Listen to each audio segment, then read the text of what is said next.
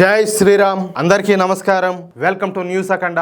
నేను మీ కస్తూరి శ్రీధర్. మిత్రులారా, ప్రపంచంలో ఎక్కడ బాంబు పేలినా, ఎక్కడ అమాయకుల ప్రాణాలు పోయినా దాని వెనక ఉన్నటువంటి ఆ రాక్షస బుద్ధినే జిహాదీ అని చెప్పేసి అంటారనమాట. వీళ్లకు మంచి చెడు తెలియదు, అసలు మానవత్వం అంటే ఏంటో కూడా తెలియదు. నేను ఏదో లేని చెప్పడంలా, ఇది మన కళ్ళ ముందు జరుగుతున్నటువంటి పచ్చి నిజం. ఏమంటారా? ఈ జిహాదీ మనస్తత్వం ఉన్న వాళ్లకు మనుషుల ప్రాణాల కంటే వాళ్ళ పాడు ఆలోచనలు, వాళ్ళ మతమే ముఖ్యమన్నమాట.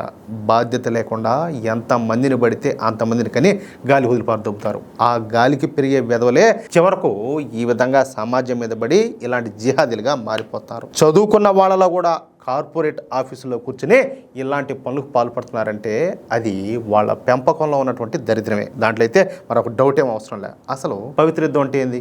ఏ తోటి మనిషిని చంపేదా, లేకపోతే ఆడపిల్లలను మోసం చేయడమా? చెప్పుకునే దానికన్నా ఒక సిగ్గు ఉండాలి. ఇలాంటి పనులు చేసే వాళ్ళను లోకమంతా కూడా చేదరించుకుంటా ఉన్నా వీళ్ళకి మాత్రం బుద్ధి రావడం లే. ఎందుకంటే ఆ మత పిచ్చట్టాడదనమాట. చివరకు ఆడవాళ్ళు కూడా జిహాదీలుగా మారి మన హిందూ ఆడపడుచుల జీవితాలతో చెలగాటం ఆడుతున్నారు. అమాయక హిందూ అమ్మాయిలను వాడుకోవడానికి వీళ్ళకు చెప్పాలంటే ఏం మాత్రం కూడా మనసాక్షి అనేది లేదు. అందుకే ప్రపంచంలో ఏ దేశ ప్రజలు కూడా ఈ జిహాదీలను చెప్పాలంటే దగ్గరకైతే రానివ్వడం లే. సరే, ఇప్పుడు అసలు విషయానికి పోదాం. టీసీఎస్ విన్నారు కదా, ఈ కంపెనీ పేరా? ఈ టీసీఎస్ కంపెనీ దేశంలోనే తోపు కంపెనీ అని చెప్పేసి అనుకున్నాం. అంతెందుకు, చాలా మంది మాట్లాడుతూ ఉంటే నేనే విన్నా, ఒరే స్వామి టీసీఎస్ కంపెనీలో జాబ్ వచ్చిందంటే గవర్నమెంట్ జాబ్ వచ్చినట్టే అని చెప్పేసి మాట్లాడుతూ ఉన్నారు. అంత కన్ఫామ్ అన్నమాట. అంత పేరు కలిగిన కంపెనీ అది. కానీ అక్కడ కూడా తమ పాడు బుద్ధిని చూపించే వాళ్ళు కొంతమంది వెధవలు అయితే ఉన్నారు. ఈ సాఫ్ట్వేర్ ఆఫీసుల్లో టీమ్ లీడర్లుగా, మేనేజర్లుగా ఉన్నటువంటి కొంతమంది జిహాదీలు ఒక ముఠాగా ఏర్పడినారన్నమాట. మన హిందూ అమ్మాయిలను టార్గెట్ చేసి ప్రేమ పెళ్లి అంటే ఆ మాయ మాటలు చెప్పి వాళ్ళని లోపరుచుకొని బలవంతంగా మతం మార్చున్నారు. ఇంకొంతమంది అయితే ఏదే వాళ్ళ భర్తలు ఏదో బయట దేశాల్లో ఉంటారు, లేకపోతే దూరంగా ఉంటారు. ఏది పెళ్ళైన అమ్మాయిలను కూడా, ఆడవాళ్ళను కూడా ఈ విధంగా సెక్సువల్గా హెరాస్ చేశారనమాట. ఎంత దారుణంగా కాదులే. వీళ్ళ ఇంట్లో ఆడవాళ్ళు ఉండరా, వాళ్ళ తోడబుట్టిన వాళ్ళు ఎవరు ఉండరా? వాళ్ళని కూడా ఎవరైనా ఇదే విధంగా చేస్తే ఇదే మారికి సైలెంట్గా ఉంటారు వాళ్ళు. ఈ టీసీఎస్లో బయటపడినటువంటి ఈ ముఠాకు లీడర్ వచ్చేసి నిదా ఖాన్ అనమాట. ఒక ఆడదయ్యుండి తోటి ఆడపిల్లలకు అండగా ఉండాల్సింది పోయి వాళ్ళ జీవితాలను నాశనం చేసింది ఏముండ. ఇది అసలు చెప్పాలంటే మనిషి అయినా అనిపిస్తుంది. ఏమైనా బజార్ మండలు ఉంటాయి, లేకపోతే ఇట ఆలోచనలు ఎవరు చేస్తారా? గత 4 ఏళ్ల నుంచి ఈ విధంగా ఎంతో మందిని మాయ చేసి మతం మార్చినటువంటి ఈ నిదా ఖాన్కు ఇప్పుడు టైం అయితే దగ్గర పడింది. అర్థమైందా? అయితే మొన్న ఈ మధ్య కొత్తగా చేరినటువంటి 8 మంది హిందూ అమ్మాయిలు మాత్రం వీళ్ళ ఆలోచనలకు వాళ్ళు రివర్స్ అయినారనమాట. కనుక్కున్నారు వాళ్ళు. ఈ జిహాదీ ముండా కొడుకుల గురించి కేసులు పెట్టినారు. అంతే. ఇక పోలీసులు ఈ టీమ్ లీడర్లను, ఈ ప్రాజెక్టు మేనేజర్లను అరెస్ట్ చేసి తీసుకోమన్నారు. కానీ ఈ అసలు జిహాదీ అయినటువంటి ఈ నిదా ఖాన్ మాత్రం దొరకకుండా తప్పించుకొని పోయింది. నాసిక్ నుంచి పోయి ఛత్రపతి సంభాజీ నగర్ లో దాంకునిందనమాట.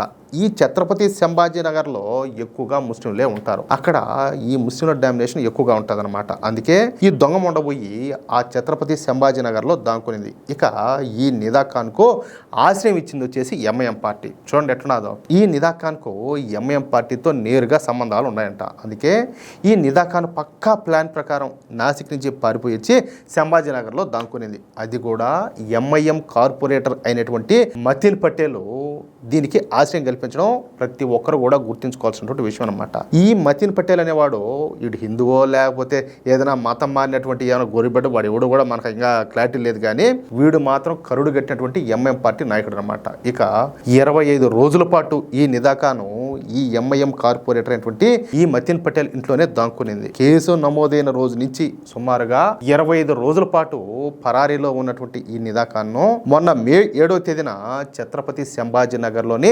నారేగావ్ ప్రాంతంలో ఉన్నటువంటి ఒక 2 అంతస్తుల బంగ్లాలో పోలీసులు జాయింట్ ఆపరేషన్ నిర్వహించి అదుపులోకి అయితే తీసుకున్నారు. ఇక ఈ దొంగముండను విచారిస్తే దీనికి ఆ ఎంఐఎం పార్టీ నాయకుడు మతిన్ పటేల్ ఆశ్రయం ఇచ్చినట్టు బయటపడింది అనమాట. అంతే. ఇక మహారాష్ట్రలో ఉండేది బీజేపీ ప్రభుత్వం కావడంతో ఇక పోలీసులు వేగంగా చర్యలు అయితే తీసుకున్నారు. ఈ నిదా ఖాన్కు సహాయం చేసినటువంటి మతిన్ పటేల్కు సంబంధించిన ఆ ఆస్తుల వివరాలను బయటికి తీశారనమాట. అందులో వీడికి సంబంధించిన అనేక ఆస్తుల వివరాలన్నీ కూడా బయటకు వచ్చినాయి. ఈ నిదాఖాన్ తల దాచుకున్నటువంటి ఇల్లు, అలాగే ఈ కార్పొరేటర్ అయినటువంటి మతిన్ పటేల్కి చెందినటువంటి మరికొన్ని ఆస్తులు నిబంధనలకు విరుద్ధంగా అక్రమంగా నిర్మించినట్లు ఛత్రపతి సంభాజీనగర్ మున్సిపల్ కార్పొరేషన్ అయితే గుర్తించింది. చూడండి, అంటే అవకాశం దొరికింది. ఈ అక్రమ నిర్మాణాలపైన వివరణ ఇవ్వాల్సిందిగా మున్సిపల్ అధికారులు ఈ మతిన్ పటేల్కు 3 రోజులు గడువిస్తా షోకాజ్ నోటీసులు అయితే జారీ చేశారు. ముందుగా ఈ నోటీసులను సవాల్ చేస్తా ఈ కూల్చివేతలపైన స్టే ఇవ్వాలని, వివరణ ఇవ్వడానికి 15 రోజులు టైం కావాలని చెప్పేసి కోరుతా ఈ మతిన్ పటేల్ మళ్ళా కోర్టుకు పోయినాడు. అయితే కోర్టు నుంచి ఈ మతిన్ పటేల్కు ఎలాంటి ఉపశమనం కూడా దొరకల. పైగా కోర్టు ఈ మతిన్ పటేల్ గాడికి స్టే ఇవ్వకపోగా వీడి విజ్ఞప్తిని కొట్టే అవతల పక్కన దొబ్బింది. అంతే, ఇక కోర్టు స్టే ఇచ్చేందుకు నిరాకరించడంతో మున్సిపల్ అధికారులు భారీ పోలీసు బందోబస్తు మధ్యన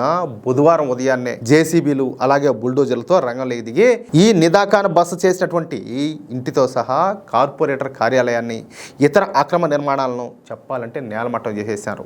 దాదాపు 70 కోట్ల విలువైనటువంటి ఆస్తులను పూర్తిగా నేలమట్టం చేసేశారు. అంతేకాకుండా నేరస్తురాలికి ఆశ్రయం కల్పించినందుకు ఈ మతిన్ పటేల్ను అరెస్ట్ చేసి బొక్కలో దొబ్బినారు. అంతటితో ఊరుకోకుండా ఇప్పుడు ఈ మతిన్ పటేల్ను కార్పొరేటర్ పదవి నుంచి డిస్మిస్ చేసే విధంగా ఏర్పాట్లు కూడా చేస్తానంట. మొత్తంగా ఈ నిదాఖాన్ కు ఆశ్రయం ఇచ్చినందుకు ఈ మతిన్ పటేల్ గాడు సర్వం కూడా కోల్పోయి జైల్లో పడి చెప్పకూడదు తింటున్నాడు. అది విషయం. అయితే మిత్రులారా, మన చుట్టూ జరుగుతున్నటువంటి ఇలాంటి దారుణమైన కుట్రలను, అరాచకాలను ఎప్పటికప్పుడు తెలుసుకోవడం మనందరి బాధ్యత. ముఖ్యంగా కార్పొరేట్ రంగంలో కూడా పాకుతున్నటువంటి ఈ జిహాదీ కోరల గురించి మన ఆడబిడ్డలకు వివరించి వాళ్ళందరినీ కూడా అప్రమత్తం చేయాల్సిన అవసరం మనపైన ఎంతైనా ఉండాలి. ఈ విషయం పైన మీ అభిప్రాయాన్ని ఏ మాత్రం మొహమాటం లేకుండా కామెంట్ రూపంలో తెలియజేయండి. నిజాలను నిర్భయంగా చెప్పేటటువంటి మన న్యూస్ అఖండ ఛానల్ని ఇప్పుడే సబ్స్క్రైబ్ చేసుకోండి.